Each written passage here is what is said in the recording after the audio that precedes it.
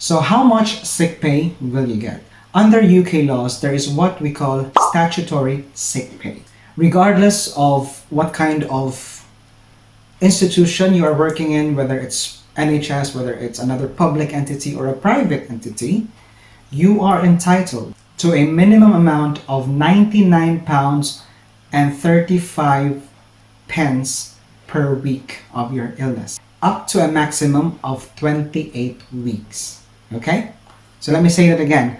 £99 and 35 cents for a maximum of 28 weeks.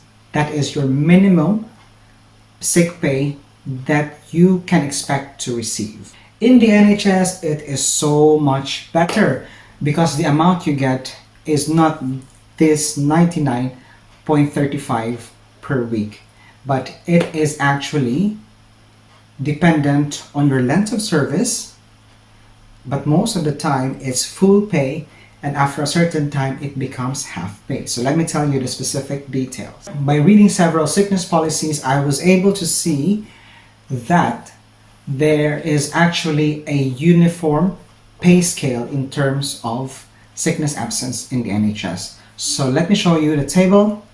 So if you look at this table, it will tell you that if you are within your first 12 months of being an NHS employee, you can get a maximum of full pay, that is your normal standard monthly rate, whatever role you are in, for 1 month.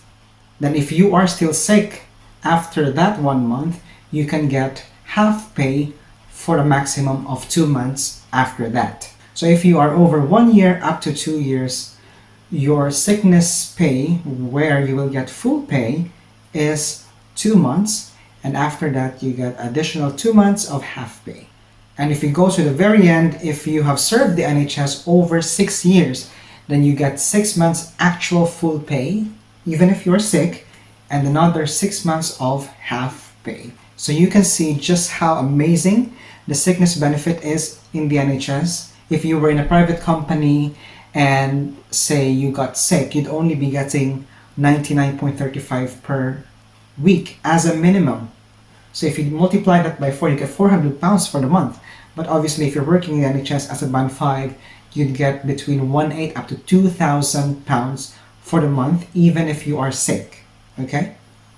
So that is why some people, they really try their best to tolerate all of this stress and, acuity because of such great benefit in the NHS. So what's the implication of these kind of benefit? The very good thing about this is if you suddenly become diagnosed with a chronic illness or something that can debilitate you for months, then you don't have to worry for those few months because you will still have full pay, but dependent on your years of service. So basically, if you've been in the NHS for over 10 years, then you will have, even if you are sick, you will still have full pay for the next 6 months. So that is such a huge help.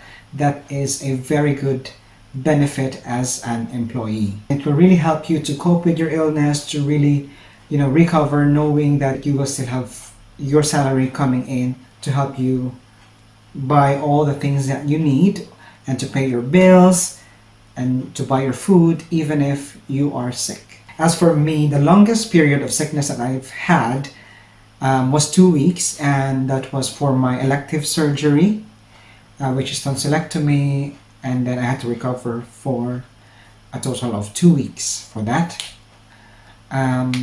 And the other one was when I actually had my left wrist traumatized, hit by a psychiatric patient, where it was all bruised. I did do a video about that as well, so you can check that out. And I had to go to A&E, had arm support. There was no major fracture, but I had these micro fractures that from time to time, when I lift heavy things or I twist to open a jar or something, it becomes painful. So I have to take care of my left hand. So yeah, that happened. I laugh about it now, but it was very, very serious. And yeah, probably one of the biggest reasons why I made my current decisions with regards to career progression.